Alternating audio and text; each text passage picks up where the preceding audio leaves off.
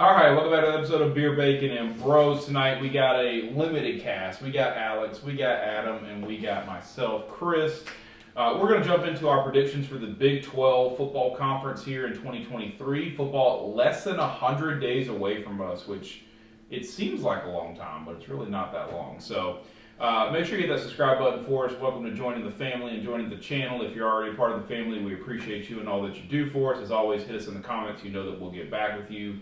And make sure you hit the like on this video so that it becomes more popular for us. So I'm going to jump into the Big 12. This will be quite a unique season for the Big 12. It's the last season before Texas and Oklahoma moved to the SEC, and it's the first season that BYU, Houston, Cincinnati, and Central Florida are all in the Big 12. So they're technically the Big 14 this year. So we got the odds in front of us. Texas, the heavy favorite. Oklahoma right there with them. Kansas State, surprisingly, still sitting around in third, and it really drops off from there. Like the difference between Kansas State at plus 470 and then the fourth best team, Texas Tech, at plus 1200. So huge drop off. Now, I know you love the BYU Cougars, the raging, what'd you call them? The Storming Mormons. So they are plus 10,000. So I have a good friend that went to BYU, so I can say that. I can say the Storming Mormon. He calls it that, but yeah. I'm gonna say BYU. $10 wins you 1,000. BYU's gonna win Hey, it. put yourself down. It's gonna reveal how much of a joke that conference is. BYU's gonna win it. Kansas is gonna show up again. I mean, honestly, the Big 12 has to be panicking that their top two favorites are leaving the fucking conference. Yeah, but I guess historically, hadn't it always been them though?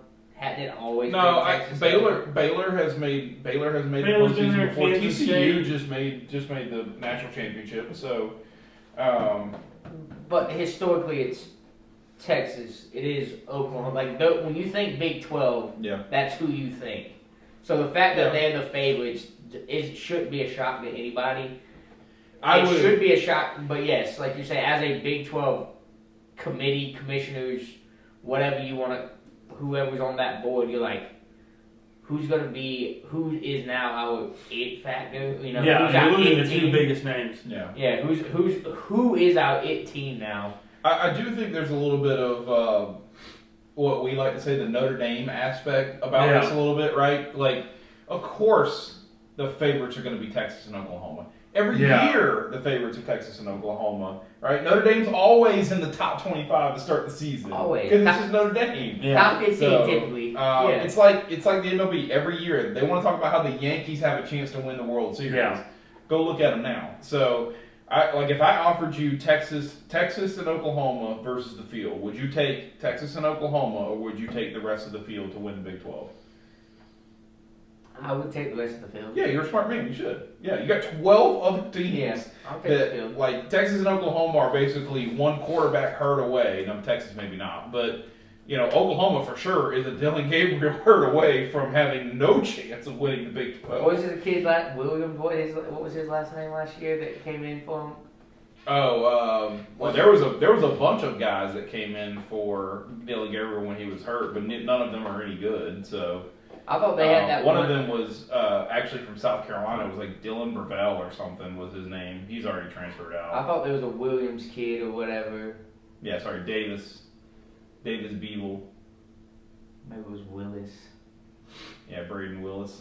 Yeah. So, yeah, no, there's. I mean, again, they're one quarterback hurt away from not knowing who week to week is going to be. I don't know who his starting quarterback's going to be. Yeah. So. I mean, listen, I get the hype around Texas, right? Quentin Ewers, star quarterback, Arch Manning, of course, and coming in. They also have Malik Murphy, who's he's another 5-star quarterback that everybody's talking about from last year. But how do you replace a Bijan Robinson? Bijan Robinson, that's my question. I'm gonna say, how do you replace that? I mean, you're not in Alabama where you might go from a Mark Ingram to a Trent Richardson to and all of a sudden you got this slew of running Kenny Drake to Derrick Henry to Bo Scarborough to Najee Harris. You get this just steady stream of like really good college running backs. Yeah, we'll leave it at really good college. All of them are really good except for Trent Richardson and Bo Scarborough. I guess he's playing the XFL. So. How do you, as Texas, replace that major piece of of your offense and expect to have the same kind of success that you did last year. And like you're saying, Oklahoma's my quarterback goes down. It's quarterback by committee week to week. Like you never know. With a coach that has no idea how to run offense, but we call him Burt Vegetables anyways. So yeah, I think he's going to get exposed as a bad head coaching hire. Yeah, Brent Venables will not be a coach at Oklahoma for more than 6 years. Oh, I think that's fair. Yeah. I was thinking you're probably going to put the 4 on the line. There. I thought about it, but I feel like year 1 and 2 is going to be just enough to keep him curious, and then 3, 4, and 5 will be it. No, you know what? More I think about, yeah. I say if he completes a 5th season, that'll be it. Yeah, I think that's fair. He went 11-2 last year actually. Oh no, that's 21. Sorry. I was going to say he did not go 11-2 last year. 11-2. He went 6-7 last year. Yeah. So. 4's probably fair. You might be. I think it's on the line. Yeah, I think you might be lucky if he plays a 5th season. Over under 4.5. Yeah, over under 4.5. That's a great spot to put it.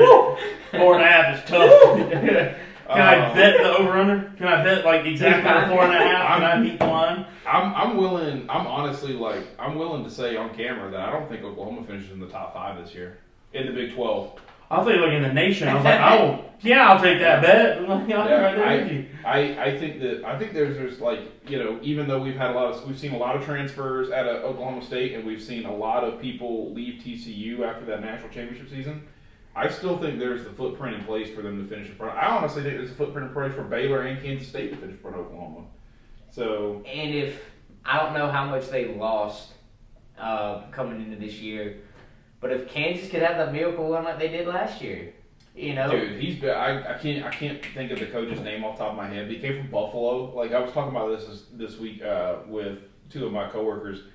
The fact that this man came from Buffalo, had success at Buffalo in the first place, then came to Kansas and in a matter of a year has turned Kansas into this. Wow! Watch out, people. I think Kansas could be a contender in 2 years in the Big 12. Yep. Especially losing Texas and Oklahoma. Kansas, you could see now all of a sudden finish top 3, playing for a conference championship every other year maybe, if this coach stays there I think his quarterback did a lot for, was it Jaden or Jalen? Yeah, Jaden Daniels. Yeah. I actually think Jaden Daniels is coming back as well, so I think that's why Kansas has the odds that they have. So but sitting in the middle of the pack there, UCF, I understand they're good. They do get John Rice Plumlee back, so that's a little bit of their reason why. There's quite a step, I think, from a group of 5 school to Power 5 competition, week in and week out. I made the...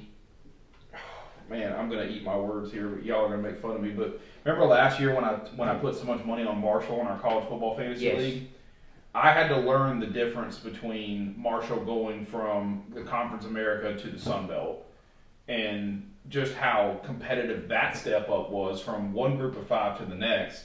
Now, granted, the American Athletic Conference is certainly the best group of 5. There's no argument about that. They're the best group. And that's with Coastal, Coastal, App State, right? That's the Sun Belt. Okay. The American Athletic Conference has Memphis and Houston.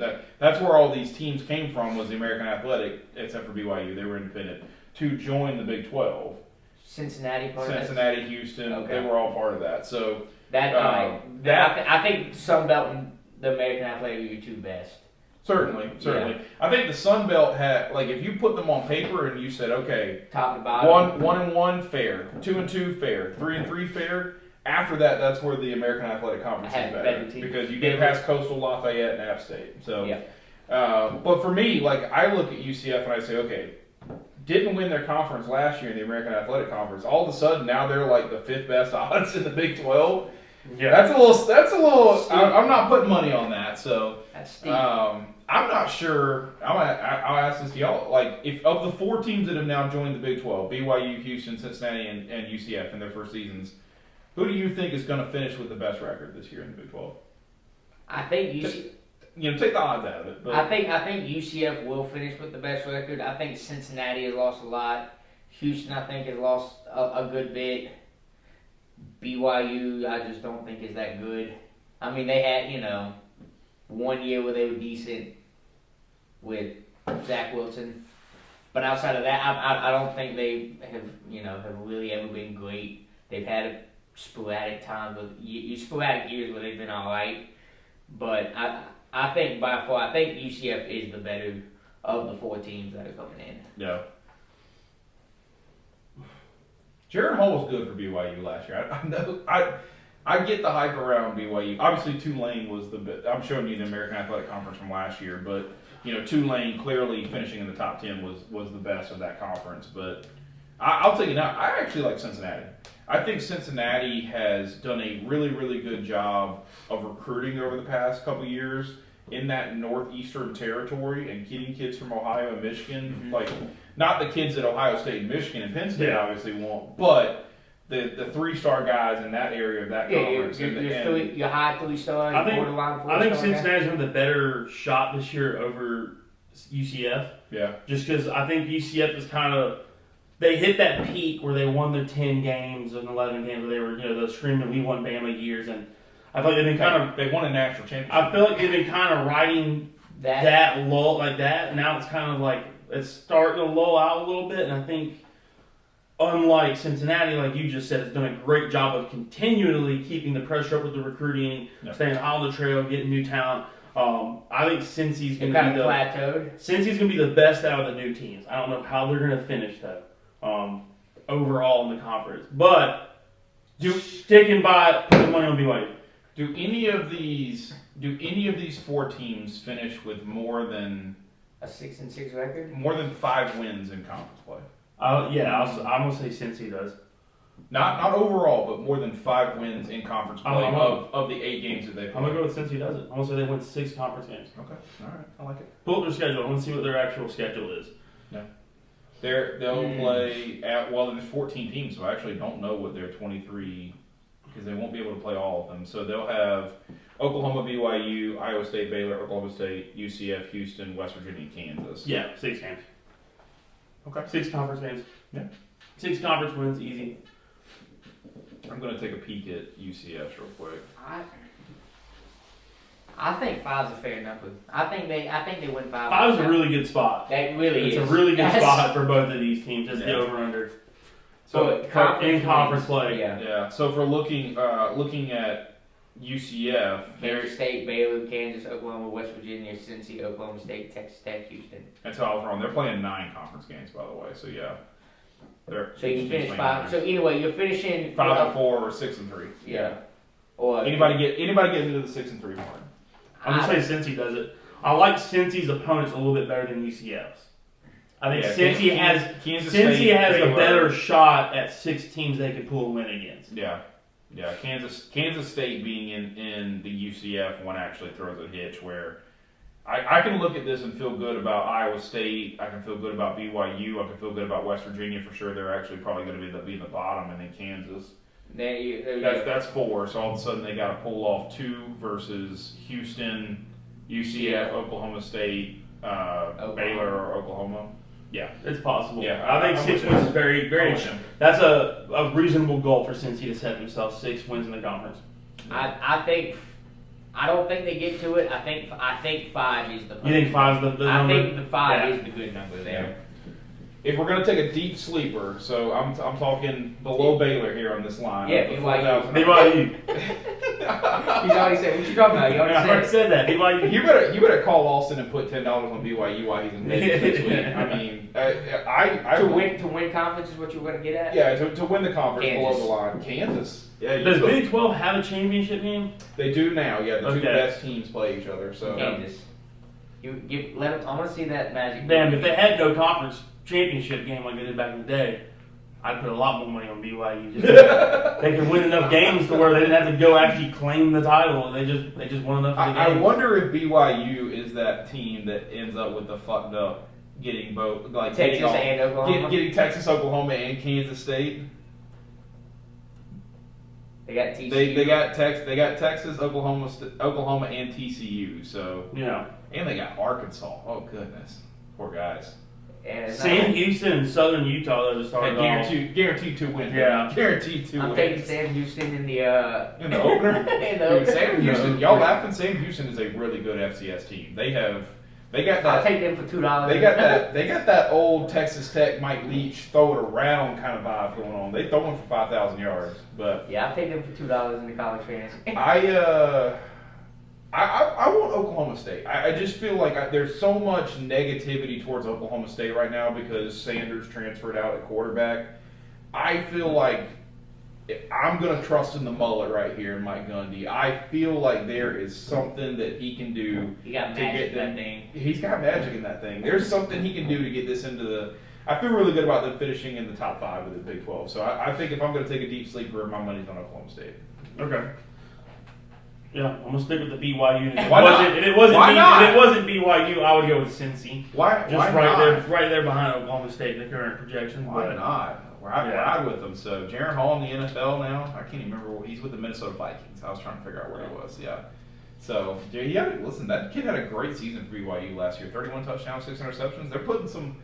They have some quarterbacks that can play well in college. Is what I'll say. I won't say that they're putting stars. Next man up, baby. Let's do it again.